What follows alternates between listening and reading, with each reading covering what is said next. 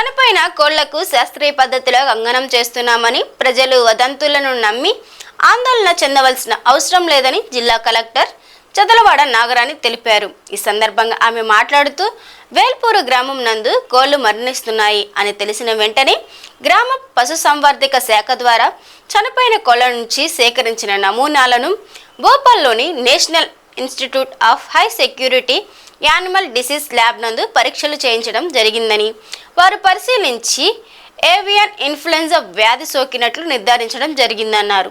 చనిపోయిన కోళ్లను శాస్త్రీయ పద్ధతిలో కంగనం చేయడానికి పశు వైద్యులు, సహాయక సిబ్బంది నిరంతరం పర్యవేక్షిస్తున్నట్లు తెలిపారు.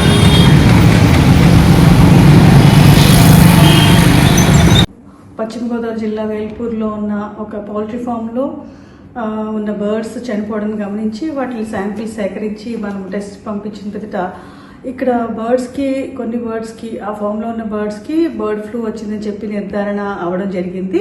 దానికి తర్వాత మనం అక్కడ సంబంధిత డిపార్ట్మెంట్స్ అందరినీ కూడా సమావేశపరిచి దానికి తగు రక్షణ చర్యలన్నీ కూడా టేకప్ చేయడం జరిగింది. ఎక్కడైతే ఇన్సిడెంట్ జరిగిందో అక్కడ వేల్పూర్లో ఆ పౌల్ట్రీ ఫామ్ నుంచి 1 కిలోమీటర్ వరకు కూడా ఇన్ఫెక్టెడ్ జోన్ను అంటే రెడ్ జోన్గా ప్రకటించడం జరిగింది. అక్కడి నుంచి 10 కిలోమీటర్స్ వరకు సర్వీలెన్స్ జోన్ అని చెప్పేసి ఆరెంజ్ జోన్గా ప్రకటించడం జరిగింది. ఈ 1 కిలోమీటర్ రేడియస్లో ఏవైతే బర్డ్స్ ఉన్నాయో ఆ బర్డ్స్ అన్నింటినీ కూడా మనము నిర్మూలించడం జరుగుతుంది. వాటిని అన్నింటినీ కూడా చంపివేసి వాటిని తగు రక్షణ చర్యలను అనుసరిస్తూ వాటిని డిస్పోజ్ చేయడం జరుగుతుంది.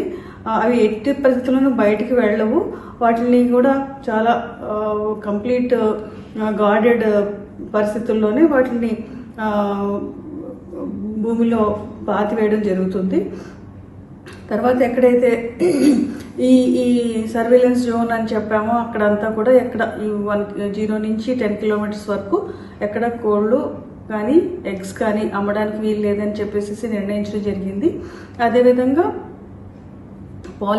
Police, revenue, forest, transport departments అందరికీ కూడా ఇన్స్ట్రక్షన్స్ ఇవ్వడం జరిగింది.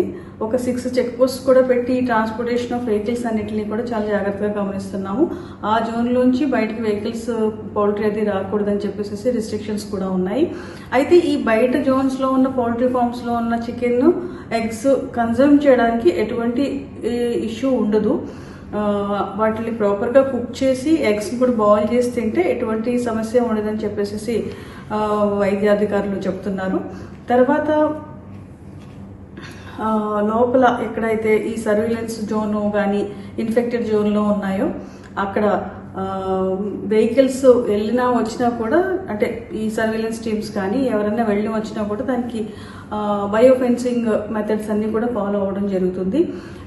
మెడికల్ అండ్ హెల్త్ డిపార్ట్మెంట్ నుంచి మరియు యానిమల్ హస్బెండరీ డిపార్ట్మెంట్ నుంచి కూడా టీమ్స్ ఏర్పాటు చేయడం జరిగింది. జిల్లా వ్యాప్తంగా పశుసంవర్ధక శాఖ నుంచి 21 టీములు ఏర్పాటు చేసి అంటే ఈ పరిస్థితిని టైం టు టైం గమనిస్తూ రైతులకి, పౌల్ట్రీ ఫామ్ రైతులకి తగు సూచనలు, సలహాలు కూడా ఇవ్వడం జరుగుతుంది. అంటే ఎక్కడైనా సిమ్టమ్స్ ఈ వేరే కోళ్లలో ఇక్కడ సోకిందా, వేరే చోట కూడా ఏమైనా స్ప్రెడ్ అయ్యిందా అనేది నిత్యం గమనిస్తూ చాలా అలర్ట్గా ఉన్నాము.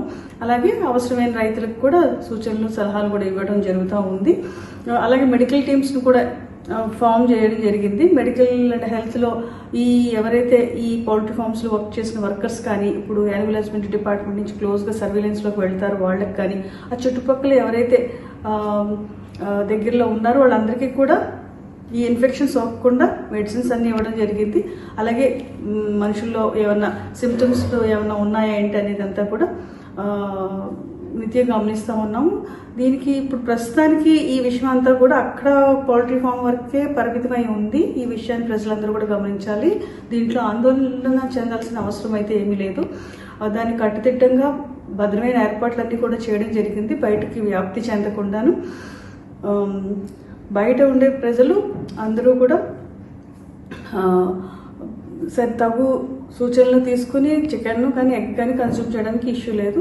అలాగే డిస్ట్రిక్ట్ అడ్మినిస్ట్రేషన్ దగ్గర నుంచి యానిమల్ హస్బెండరీ డిపార్ట్మెంట్ కానీ, పోలీస్ కానీ, revenue and transportation department, Panchayati Raj, municipal administration అందరూ కూడా అప్రమత్తంగా ఉన్నారు.